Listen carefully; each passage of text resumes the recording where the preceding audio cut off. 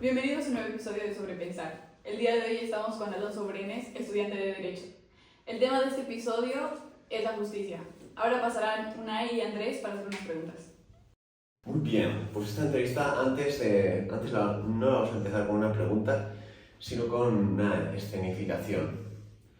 Imagina que tú tienes la oportunidad de acabar con uno de los mayores males del mundo, pues por ejemplo el hambre del mundo. Imagina que pudieras acabar con el hambre del mundo, pero que para ello tuvieras que cobrarte tu vida.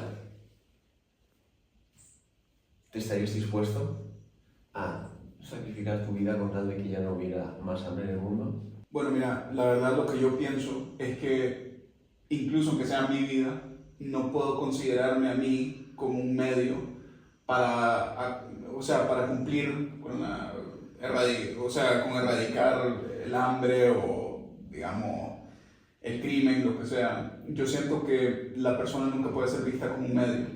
La persona en sí es un fin, por lo cual no se puede utilizar. Una persona no es una herramienta, no es un carro, no es un elevador, no se puede usar. La persona no es un medio. Por lo tanto, los medios no justifican el fin. Y aunque sea mi propia vida, no lo tengo que ver desde un punto de un tercero. Aunque me gustaría sacrificarme para, pues, tal vez eliminar la hambruna o terminar con el crimen o la masacre de niños, lo que sea, yo no siento que dar una vida por otra sea correcto en ninguna circunstancia. Ostras, entonces la situación no cambiaría si tuvieras que sacrificar tampoco una vida ajena, eso mucho menos entonces. En ese caso sería peor la situación porque no es mi vida la que estoy contemplando, es la de mi mamá. Esa persona tiene un derecho a la vida igual que yo, porque tiene que ser ella utilizada para un fin que la verdad lo perjudica a él más que nada. Ostras, una pregunta difícil, pregunta demandante. ¿Qué es, cómo intentarías definir tú lo que es la justicia? Ok, para yo poder definir la justicia, tengo que explicar el origen de la palabra en sí. La palabra justicia proviene del latín justitia, que lo más probable ustedes lo han visto en filosofía, no estoy seguro, pero la diosa Justitia es por lo general enseñada como la señora ciega con la balanza y pues, o sea, eso normalmente es representado como la justicia, pues personificada. Porque la palabra Justitia, ¿verdad?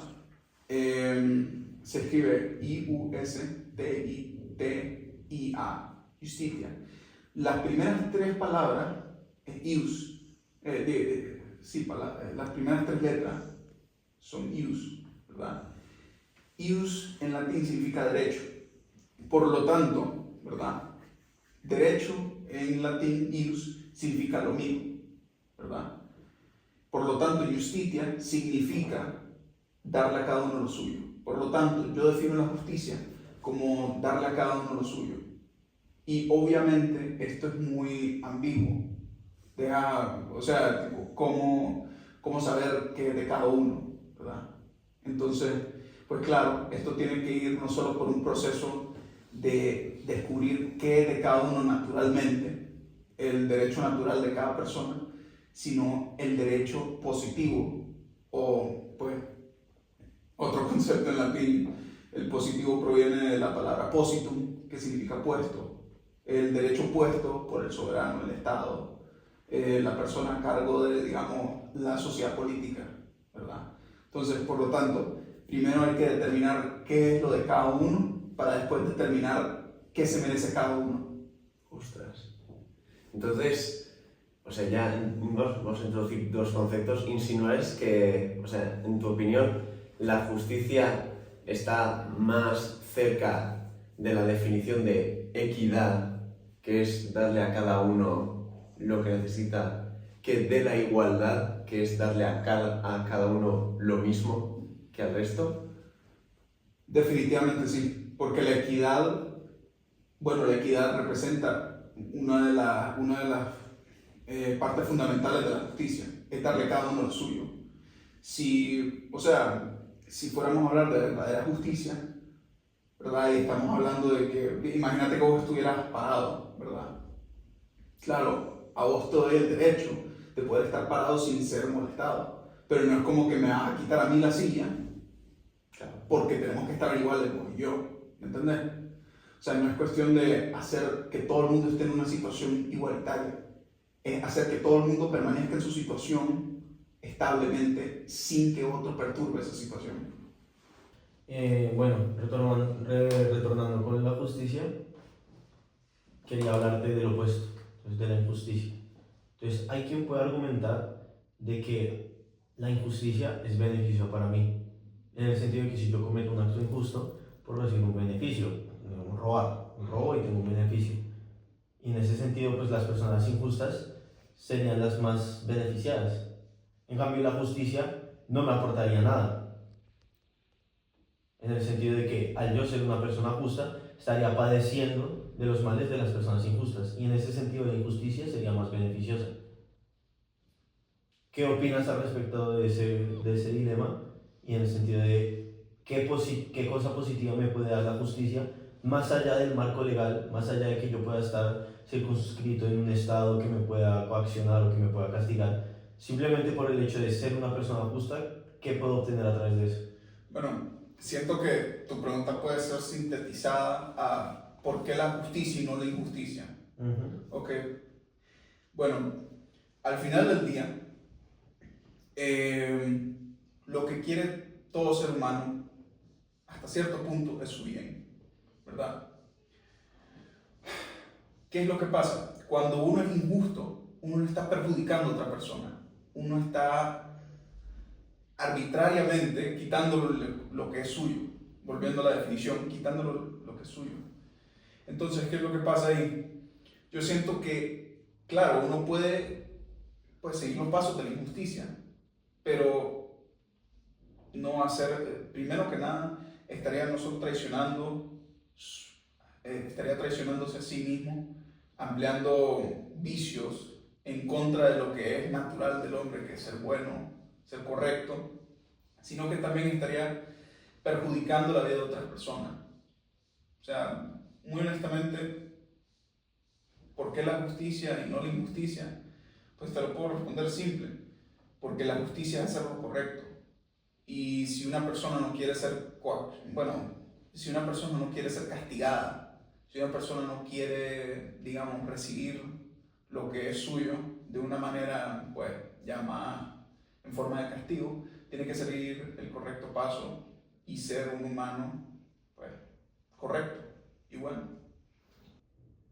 Hay quienes llegan a pensar que el hombre no es bueno por naturaleza. Entonces, ¿de qué maneras qué piensas que se puede argumentar que el hombre sea bueno por naturaleza?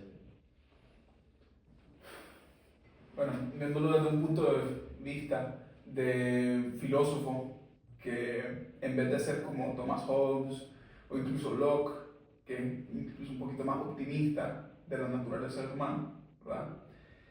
Cuando lo están observando desde un punto metafísico de, por ejemplo, Aristóteles, un claro ejemplo, un filósofo metafísico de la naturaleza del hombre, ¿verdad? Explica que el hombre por naturaleza es un animal político. Él mismo quiere coincidir con otras personas para poder volverse su fin. O sea, como decía tu amigo sobre Platón, toda persona tiene un fin y quiere llegar a ese fin. O sea, como te digo, toda persona necesita interacción con otras personas para poder llegar a ese fin, a esa finalidad que es su completo desarrollo. Entonces, pues, yo lo que creo es que el humano, ¿verdad? Al él querer conectar con otras personas, él es naturalmente bueno. O sea, a eso es lo que me refiero. Él es naturalmente bueno en el sentido de que quiere conectar con otras personas, quiere hacer esa conexión, ¿verdad? Tal vez no necesariamente en una comunidad política, en situaciones más, digamos, más primitivas, pero definitivamente en un polis, como el de hoy en día en todo el mundo, el humano siempre quiere conectar con otros humanos. Ok. Pero incluso en esos casos en que conecta, no se requiere la justicia. Es decir, que yo puedo conectar con cualquier persona para organizar un robo y no estoy siendo justo. O sea que... Claro, pero ¿qué tal si los dos ladrones empiezan a robar entre ellos y se matan? Claro, pero no deja de ser injusticia. Claro, no, entiendo tu punto de que no para de ser injusto, ¿verdad? Pero a lo que voy, la injusticia nunca trae nada bueno. La injusticia siempre, aunque te dé un beneficio temporal, siempre va a haber algo que pueda perjudicarte. Como que... Ok, imagínate que robo una tienda, le saco $1000 al propietario, el propietario me encuentra y me mata. ¿Qué gana de eso? Si estás en una banda de criminales, pues no te encuentra el propietario. Y si te encuentra, pues estarás protegido. Ok, perfecto, matamos al propietario y ahora la ley me persigue y soy un fugitivo. Presuponiendo que estamos en un estado, precisamente. O sea, Ok. no actúas por justicia porque la justicia es algo bueno para ti. Actúas por miedo a lo que está sucediendo o las consecuencias que le puede llevar la injusticia de otros. Pero no actúas por justicia. No necesariamente, porque ahora imagínate, es un pensamiento bien positivista en el sentido de que, pues, las personas solo actúan de cierta manera porque es lo que el Estado les dice que hacer. Pero en sí, yo no creo que eso sea correcto. Porque el humano no necesariamente solo busca de coacción. El humano busca cierto orden. El humano le gusta el orden. Pero yo puedo beneficiar a las otras personas. Pero estar dentro de un marco legal en un estado. Y lo hago precisamente porque puede que sea justo, pero yo no lo determiné como justo. Lo determinó un cierto estado que me obliga a hacerlo. Y lo puedo hacer y me puedo sentir bien y puedo colaborar y puedo hacer todo lo que yo quiera. Pero nuevamente no es algo interno a mí, es algo externo. O sea, la justicia parece algo externo en este caso a nosotros. En mi opinión, existen derechos naturales que pues no se pueden derogar. Por lo tanto, sí, ahí me estás hablando de justicia, pero justicia positiva. Pero yo también creo que hay una justicia natural. Interna. No necesariamente interna. Yo te estoy diciendo natural, que no proviene de nosotros, no proviene del humano en sí. O sea, el mundo funciona con una justicia, la realidad. Yo diría que más un Dios. O sea, que Dios es el que impone esa justicia natural en el orden de las cosas. Sí. ¿Okay? Y cómo interactúa esa justicia proveniente de Dios, un ser no material, un ser totalmente trascendental, en mí como ser material, como algo que no está en mi dimensión puede alterarme a mí en esta dimensión. Claro, porque, mira, como vos dijiste, ¿cómo puede afectarte a vos una persona, bueno, una cosa o un ente que no está en esta dimensión? ¿Cómo te puede afectar a vos? Yo lo que creo es que, aunque, pues, y volviendo a la definición de justicia, hasta cierto punto me estoy repitiendo acá, ¿verdad? Todo el mundo recibe lo que es suyo. Si, volviendo al ejemplo que dimos antes, si vos vas, le robas una tienda a un señor, o pues le robas, no sé, un pan a una señora, la señora llega y te reclama y vos la matás, inevitablemente vas a recibir lo que es tuyo, porque ese paso, ese camino de maldad que se está siguiendo, te va a chocar en algún punto. Va a recaer en mi consecuencia de, pues, por mis propias acciones, de un más alto orden. Yo considero que, pues, voy a recibir lo mío, inevitablemente. En Dios. Sí, bueno, no en Dios, pues, solo a través de su justicia. A través de la justicia de Dios. Sí.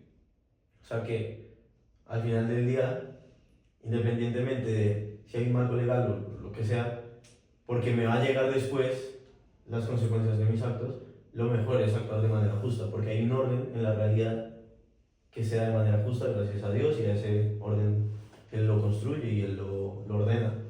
Entonces, en consecuencia, lo mejor es actuar justamente para evitar las represalias. Sí. Okay. Hola, buenas tardes. Estamos en otro episodio de Sobrepensar y el día de hoy nos acompaña Miquel Solans, profesor en la Facultad de Filosofía, en las asignaturas como Historia Antigua y Psicología. Se graduó de la misma Universidad de Navarra como en el grado de Filosofía y Periodismo Adicionalmente, hizo un máster y luego un doctorado en la misma universidad y hoy en día hace parte del grupo de investigación Orexis, manteniendo sus líneas de investigación de la filosofía antigua, de Platón y de la psicología moral. Bueno, Miquel, el día de hoy te convocamos porque nuestro tema es la justicia. Entonces, hablamos con un estudiante de Derecho que se llama Alonso Brenes. Le hicimos algunas preguntas con respecto a la justicia, qué opina, cosas controversiales y bueno, para saber su opinión y con base en eso, pues nosotros reflexionar y preguntarte algunas cuestiones que sabemos que conoces muy bien. Entonces, bueno, nada, en primer lugar, Alonso nos definió la justicia de una forma curiosa diciéndonos que la justicia es darle a cada uno lo suyo, ¿ok? Entonces, te pregunto, ¿cómo se puede relacionar esa respuesta con la visión que da Platón de la justicia como que cada quien cumpla su propia función? Nada, muchas gracias por invitarme a participar en el proyecto. Y sí, sobre la cuestión, la definición que creo que ha dado Alonso es la definición clásica, ¿no? Que da cada uno lo suyo. Y Platón, de hecho, trabaja y está operando con ella en República, ¿no? Que es un texto que conocéis, en el que Platón dice, ¿no? Que la función propia de cada cosa, ¿no? Debe poderse cumplir y que precisamente la justicia consistiría en ¿no? que cada parte de la ciudad y también cada parte del alma cumpla su función propia, ¿no? La teoría de la justicia en Platón sería, por decir, una elevación filosófica o una articulación filosófica de esa tesis, ¿no? Dar a cada uno lo suyo consiste en permitir, fomentar, cultivar cada función para que pueda desarrollar pues lo que le corresponde. En el caso de la ciudad, parece que Platón se inclinaría a pensar que la justicia consiste en que cada miembro de la comunidad desarrolle la función que le corresponde para contribuir al todo, y en el caso de la justicia del alma o del alma individual, la justicia sería precisamente que cada parte del alma, ¿no? La razón, la emoción y los apetitos, cada una de ellas realice su función propia orientada al bien del conjunto. Eso sería la justicia para Platón. ¿Y cómo se podría determinar eso de lo que es de cada uno, de cada parte? Sí, eso es una muy buena pregunta, ¿no? Que siempre es una cuestión de, muy bien, ¿no? La justicia es dar a cada uno lo suyo, pero ¿quién decide? ¿Cómo decide? La respuesta platónica a eso es que hay en el hombre una facultad cuya función propia es precisamente descubrir, pensar y decidir de alguna manera cuál es la función propia de cada una de las partes. ¿Qué hace esa parte, esa parte cuya función es descubrir cuál es la función propia de cada una? Esa es la parte racional, que consiste en conocer. ¿Qué es lo que conoce? Conoce la naturaleza de cada cosa. Entonces Platón dice claramente, ¿no? Que la razón es la parte a la que le corresponde decidir y organizar el todo, por así decir, porque ella es la única que conoce cuál es la naturaleza de cada una de las partes del alma y por lo tanto cuál es la función propia. Entonces, por ejemplo, el alma pues conoce cuál es la función propia de cada uno de los deseos y por lo tanto no tiene ni que reprimirlos, ni que sublimarlos, ni que sobredimensionarlos, sino atendiendo a cuál es esa función propia de ese deseo en cuestión, cultivarlo y orientarlo a que pueda cumplir su función propia, al mismo tiempo que tiene en cuenta cuál es la función del conjunto y por lo tanto en qué contribuye ese deseo a la vida del individuo a medio y a largo plazo, ¿no? Y en ese sentido la función propia de la razón es integrar los deseos de manera que, conociendo la función propia de cada uno de ellos, orientándolos a que haga posible una vida en la que también aparecen deseos a más largo plazo, ¿no? Deseos de tipo racional, deseos de tipos de vida que uno quiere realizar, ¿no? Deseos de la profesión que uno quiere tener, el tipo de persona que uno quiere ser, el tipo de familia que quiere llevar. Entonces digamos que para Platón esa función fundamental y vertebradora la cumple la parte racional, ¿no? Que es la que conoce las funciones de las otras partes y la que las orienta a que se puedan cumplir adecuadamente. Okay. Bueno, teniendo en cuenta de que tú en algún punto diste clases de filosofía de Derecho en la propia Facultad de Derecho, pues quería preguntarte en especial qué nociones filosóficas, si es que se abordan, se tienden a enseñar o se empieza a tratar en el ámbito de la propia Facultad de Derecho. Sí, yo ahí debo hacer un matiz y es que yo di clases de filosofía del derecho en una facultad de derecho no de esta universidad, no de la Universidad de Navarra, sino de la Universidad Internacional de Cataluña, ¿no? En Barcelona. Entonces yo ahí exploré, aunque no soy experto en ese ámbito en filosofía del derecho, aunque hice una especie de introducción a estas cuestiones, sobre todo las teorías de la justicia, ¿no? Entonces en filosofía del derecho sí se trata mucho sobre, precisamente esto, ¿no? qué teorías hay sobre qué es la justicia y bueno, se estudian, se estudian también, se comparan los argumentos en favor de cada una, ¿no? Entonces digamos que hay varias escuelas, ¿no? Habría una escuela, hay muchas corrientes y varias escuelas. Yo lo planteé, o al menos tal y como yo creo que se puede enseñar en un curso introductorio, es ver quizá la perspectiva clásica sobre la justicia, una perspectiva en la que la justicia tiene, por decir, un cierto raigambre o está enraizada en la realidad de las cosas, como decíamos ahora, ¿no? En la naturaleza de cada cosa, pues eso te permite asignarle la función que le corresponde y por lo tanto decidir qué es lo propio, en fin. Y en cambio hay quizá escuelas más modernas o quizá más también contemporáneas, que son teorías que se orientan más bien a la justicia como una forma de consenso, ¿no? o de acuerdo, y no tanto, o al menos tratan de distanciarse más de la posibilidad que tiene el ser humano de conocer la realidad y a partir de ella establecer qué es lo justo, ¿no? Digamos, son estrategias distintas, en algunos puntos son complementarias y ahí es muy interesante, ¿no? Ver hasta qué punto las teorías modernas y las clásicas se pueden complementar. Yo creo que en buena medida es así, aunque a veces lo planteamos como, ¿no? como un puro debate o una especie de un puro contraste, pero claramente hay los enfoques y las estrategias son distintas, también por razones históricas, ¿no? Que han hecho que cada corriente haya buscado, por así decirlo, una fundamentación distinta de la justicia en cada caso, ¿no? Ya que lo mencionas, Alonso, cuando le hicimos una pregunta precisamente sobre la justicia, nos distinguió sobre un tipo de derecho que estuviese impuesto por el Estado y un tipo de derecho natural que estuviese como impuesto por un orden en la realidad. Él utilizó el caso de Dios como ese ordenador que pues, precisamente impone unas ciertas pautas y que realmente nosotros actuamos de manera justa en el caso del orden natural con respecto a él y actuamos teniendo en cuenta de que pues, si no sigo ese orden después habrán represalias. Entonces quería preguntarte, pues más allá de qué opinas sobre esta respuesta, quería pedirte si podrías profundizar sobre en Platón el tema de la voz daimónica, que siento que es un tema que no se habla mucho generalmente y siento que más allá de que es una cuestión disputada, genera, o sea, da un poco de luz de que no es tan claro siempre. Sí, no, claramente. O sea, aquí, a ver, hay aquí muchas preguntas y muchas cuestiones de las que podríamos hablar horas, ¿no? O sea, que tanto de Dios como legislador, de la ley natural, la justicia positiva, en fin, ahí hay un montón de temas que podríamos ir hilando y habría que hilar fino para tratarlos bien. Relacionándolo, ¿no? Y desde la perspectiva que me parece interesante, ¿no? Que es la perspectiva, digamos, platónica y en particular qué papel juega el daimon y la voz del daimon, la voz daimónica, ¿no? De la que habla Sócrates en algunos diálogos y que dice que desde niño, ¿no? Es una voz que él escucha y que le dice que le protege o que le impide realizar acciones que resultarían perjudiciales para él, ¿no? Por ejemplo, dice que la voz daimónica es la que dice no se le ha parecido cuando él iba camino del juicio y por lo tanto, puesto que dice él, ¿no? La voz daimónica no me ha impedido ir a defenderme como yo lo iba a hacer, que es una defensa totalmente desastrosa en la que, vamos, él con mucha certeza sabía que iba a salir condenado, en ningún momento se lo impidió. Y de ahí Sócrates parece extraer la conclusión de que, por lo tanto, no va a ser perjudicial para él ir a ese juicio y defenderse como lo va a hacer él, ¿no? Que es, como digo, de una manera totalmente inverosímil. Porque pretende decir la verdad. La manera de defenderse de Sócrates en un tribunal que le puede condenar es diciendo la verdad y nada más que la verdad, ¿no? Y hacerlo, valga la redundancia, de verdad. En fin, y eso le lleva a su condena.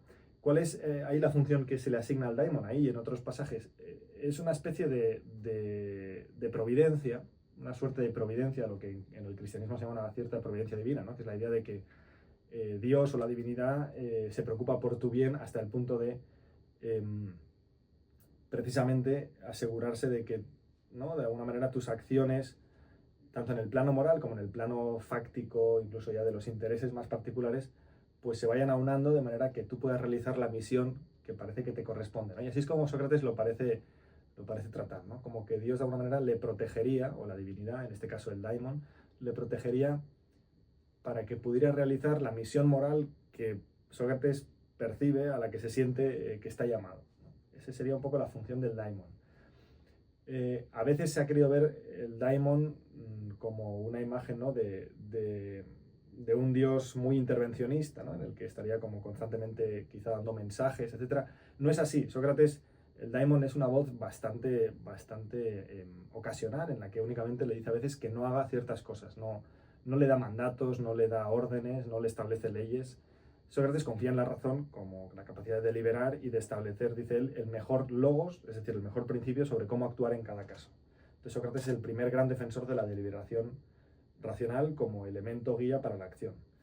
Y también, y eso ya es probablemente una elaboración del propio Platón, parece que también las leyes de la ciudad deben estar fundadas en esa capacidad deliberativa que tiene el ser humano para establecer cuál es el mejor modo de proceder. En ese sentido, Platón sería un racionalista o, si se quiere, ¿no?, un defensor de la razón como fuente de legitimidad. ¿Qué ocurre? Y relacionándolo con la cuestión que introducíais vosotros, ¿no?, relativa a Dios y al papel de Dios en relación con el derecho. Y aquí ya estamos quizá haciendo un poco más de especulación, ¿no?, porque los textos platónicos en esto son bastante menos claros. Pero parece que, como digo, explícitamente hay una confianza clara en la razón como la capacidad de establecer cursos de acción justos y válidos y éticamente necesarios. Y parece que eso se funda en que hay un orden cosmológico, un orden de la realidad que hace posible que eso sea así. Hay un orden en el que la razón se ve, por así decir, privilegiada como esa función que puede encontrar y desarrollar y cultivar ese orden, ¿no? Platón en algunos pasajes parece vincular eso con una cierta divinidad. Por ejemplo, en el Timeo habla de que hay una especie de miurgo que es providente y que es el que ha hecho que la realidad sea de este modo y que de alguna manera el ser humano tendría una cierta familiaridad con esa figura, ¿no?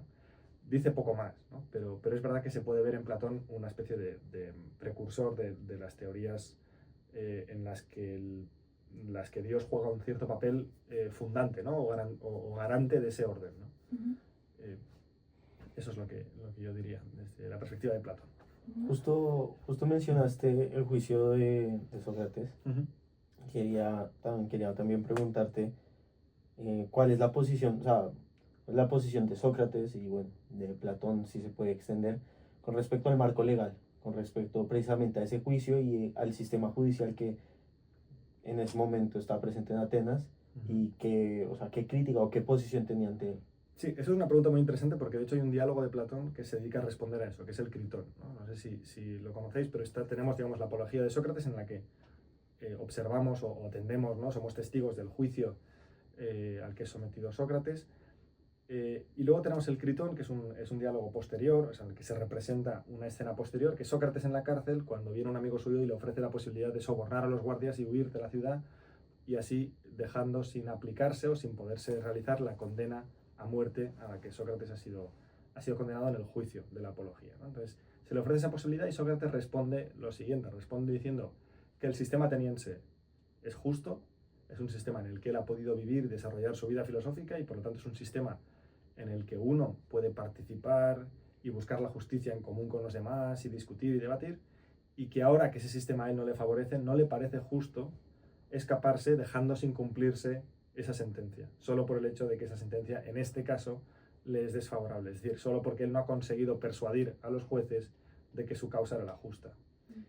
Y ahí Sócrates dice que hay un principio en Atenas, o un principio legal, que es un principio moral, ¿no?, que debería fundar su trato con las leyes, que es persuadir o obedecer.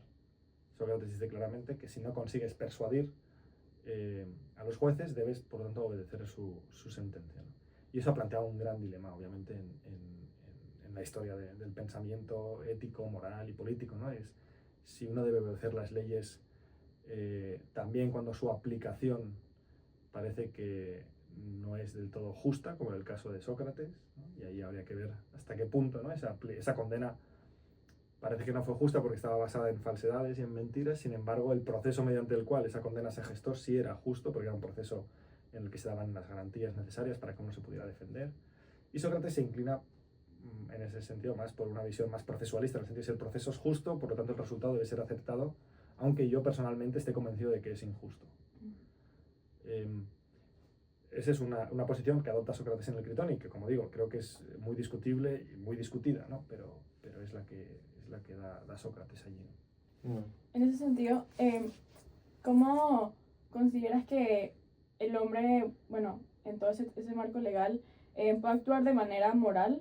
Y, o sea, ¿qué tiene que ver la educación en todo ese proceso de justicia y de deseos y de orden también social. O sea, la educación, ¿qué papel tiene en todo ese proceso? Sí, a ver, aquí hay varias cuestiones, ¿no? Pero una muy importante en Platón es que hay que educar a las personas para que puedan ser justas. Y eso está claro, ¿no? ¿En qué consiste esa educación? Eso Platón dedica páginas y páginas que habréis leído, ¿no? En la República y en otros lugares en los que dice que hay que conseguir que cada uno vaya dando forma a sus deseos de manera que vayan entrando en armonía o se vayan armonizando con otras capacidades que tenemos en nuestra psique, como es la capacidad de razonar, de reflexionar y también la capacidad de sentir emociones, etcétera, ¿no? y de buscar, ¿no? Ciertos desarrollos emocionales, etcétera. Entonces, la educación consiste precisamente en ir integrando, ¿no? Esos tres elementos y haciendo que de esta manera la vida humana pueda ir, digamos, por así decirlo, ¿no? Desarrollándose de forma, dice él, feliz, plena, equilibrada, armoniosa, etcétera. Eso, dice, es papel, digamos, es una función clave de la educación. Para conseguir eso es esencial la educación, es decir, una educación que tiene que ver, primero, con familiarizar esos deseos con la belleza, dice él, ¿no? Y con sensibilizar esos deseos de manera que se hagan cada vez más susceptibles de ser orientados por la razón y, por lo tanto, piensa Platón que hay una especie de afinidad natural entre la razón y los deseos siempre y cuando haya un proceso de educación que permita, por así decirlo, ¿no? Que sea acorde con esa afinidad natural. Digamos, es una afinidad natural que hay que conquistar, con la que no nacemos, pero que podemos alcanzar, ¿no? Entonces ese sería el papel de la educación y, según Platón, el resultado de una buena educación es un individuo justo, que es justo internamente, es decir, su alma está bien ordenada, pero que también sus acciones, dice también en la República, serán por lo tanto justas también externamente, ¿no? Porque querrá también que en su comunidad y en las personas cercanas también impere ese orden y esa armonía, ¿no? Entre deseos, emoción y racionalidad. Bueno, como para cerrar, Uh-huh. es una pregunta muy compleja a la que pues, ya nos hemos dado cuenta de que Platón le dedica un libro entero, pero como por mantener el espíritu de este proyecto, pues queríamos preguntarte, tú como Miquel Solans, más allá de Platón, más allá de, Uh-huh. en tu recorrido académico, si te pregunto, ¿qué es la justicia? ¿Qué respuesta podrías dar tú desde tu propio pensamiento? Desde mi propio pensamiento, que reconozco que todavía no existe y no sé si va a llegar a existir, como es decir, una teoría propia desarrollada, yo lo que puedo decir es pues, algunas intuiciones, ¿no? que veo a partir de la lectura de otros autores y del pensamiento sobre estas cuestiones a partir de otras perspectivas. Yo creo que se puede hablar, como digo, de una justicia, en eso estaría de acuerdo con Platón, una justicia individual, en el sentido de que creo que la justicia se puede decir que es el orden de un desarrollo armónico de la vida humana, y en ese sentido sería la justicia moral, el orden moral. Yo creo que eso se puede, hablando así del con brocha gorda, ¿no? Pero se puede decir que creo que existe y que eso se puede dar y se puede alcanzar en un mayor o menor grado, y en eso me parece que estaría bastante de acuerdo con Platón. Y donde tengo ya más dudas es qué es la justicia política y cómo se decide si una ley es justa o no y si un orden político es justo o no. Entiendo, así como digo, a nivel de una intuición muy general, que un orden político será justo en la medida en que facilite que sus ciudadanos puedan desarrollarse justamente, es decir, puedan desarrollar una vida armónica de todas sus facultades y puedan alcanzar un desarrollo humano pleno. Eso, como digo, creo que es muy general, pero sería como un poco la perspectiva con la que yo me comprometería de momento, ¿no? Y creo que la justicia es todo orden político en la medida en que pueda fomentar y favorecer ese desarrollo, diría que es justo en ese sentido, ¿no? Por supuesto, es una respuesta muy, muy general y muy vaga, pero diría yo es a la que por el momento he podido llegar. No sé si No, sí, os satisface. perfecto. No, Miquel, muchas gracias por estar con nosotros y bueno, por comentarnos todos tus conocimientos del tema. Creo que para todas las personas que nos vayan a ver va a ser full valioso. Muy bien, muchas gracias a vosotros. Gracias. Gracias.